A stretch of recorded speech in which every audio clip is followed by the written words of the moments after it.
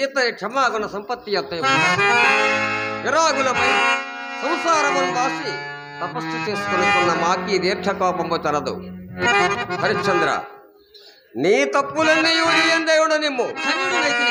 శరణాగత రక్షణ అవశ్య కర్తవ్యము కాన నీ భయములు వీరిని చేపట్టినారమలిము.